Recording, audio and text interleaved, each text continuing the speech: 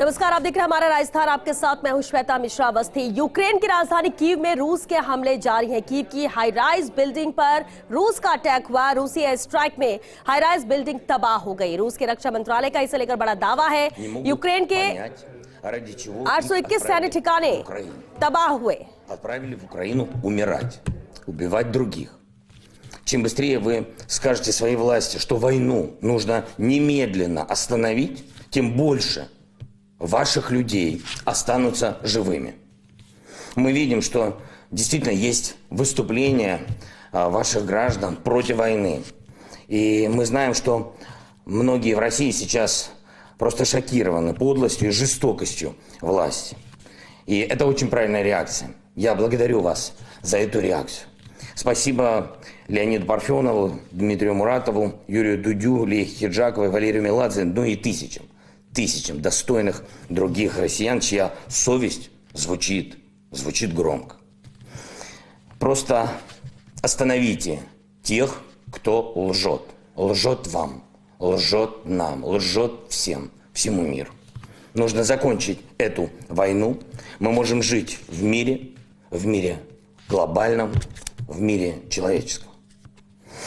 Наші військові, нацгвардійці, Нацпол, тероборона, прикордонники, спецслужбовці, громадяни, тримайтеся, всіх переможемо. Слава Україні!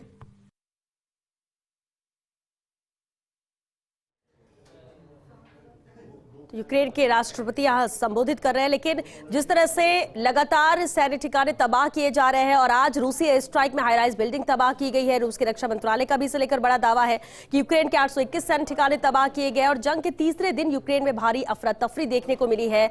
यहाँ यूक्रेन के राष्ट्रपति ने भी संबोधित किया। यूक्रेन में अब तक 198 लोगों की मौत हुई। कीव के पास यूक्रेन का आर्मी टैंक भी तबाह हुआ। यूक्रेन पर लगातार बमबारी कर रहा है रूस। तो यूक्रेन के राष्ट्रपति जेलेंस्की का भी इसे लेकर बयान आया। उन्होंने कहा कि यूक्रेन की मिलिट्री हेल्प करेगा इटली।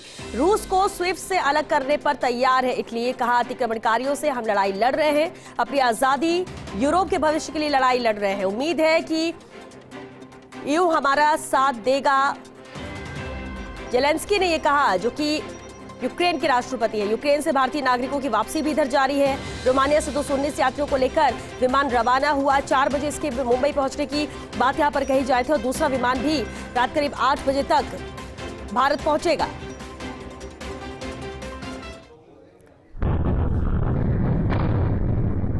और तबाही का मंजर, जिस तरह से एक के बाद एक तस्वीरें सामने आ रही है यूक्रेन से, किस तरह से आज हाई राइज बिल्डिंग को निशाना बनाया गया।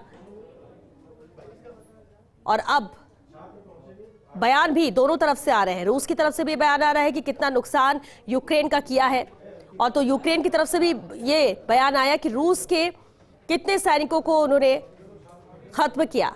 दोनों तरफ से दावे किए जा रहे हैं, लेकिन अब इंतजार इसी बात को लेकर है कि क्या ये जंग जिस तरह से जारी है ये खत्म होगी, क्या शांति की पहल होगी।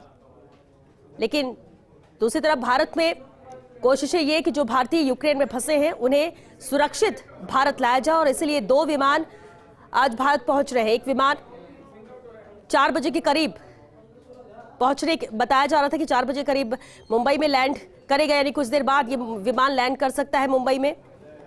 मंत्री पीयूष गोयल इन सभी की अगवानी करेंगे। तो दूसरा विमान दिल्ली पहुंचेगा करीब 8 बजे।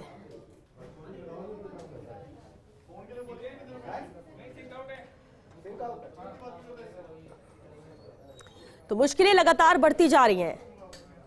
कीव में जहां सायरन बज रहे हैं, आगाह किया जा रहा है लोगों को, लोग अपने आप को सुरक्षित रखने की कोशिश कर रहे हैं कि जान बच सके, खुद की, अपने परिवार की। तो इधर रूस के हमले पर यूक्रेन के राष्ट्रपति जेलेंस्की ने कहा कि यूक्रेन झुकेगा नहीं।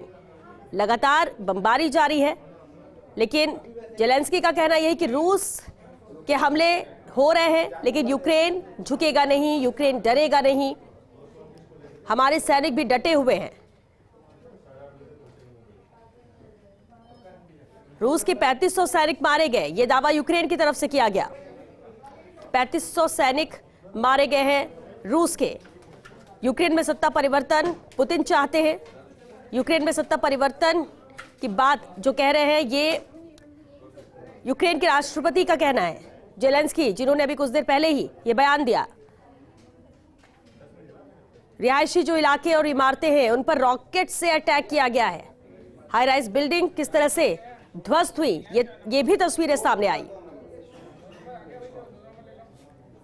तो ये तबाही की तस्वीरें हैं, तबाही का मंजर किस कदर है यूक्रेन में, ये तस्वीरें बयां कर रही हैं।